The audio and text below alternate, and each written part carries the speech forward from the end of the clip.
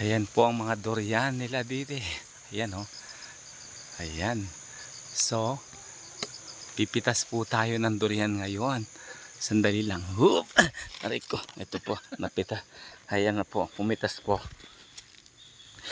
Oops, shit. Ayan.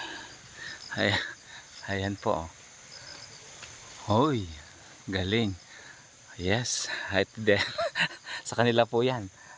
Libre po. Kasi nga po, wala. Baka maano lang. Kaya libreng kumain dito. Kaya, eto. Namitas na ako.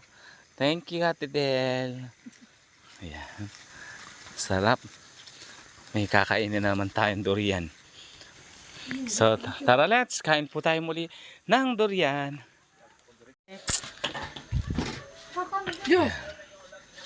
Ito po. Ang panghimagas namin pagkatapos namin kumain. Siyempre, meron na naman po kami panghimagas na durian na galing sa puso. Puso ni Ate Del. Ayun.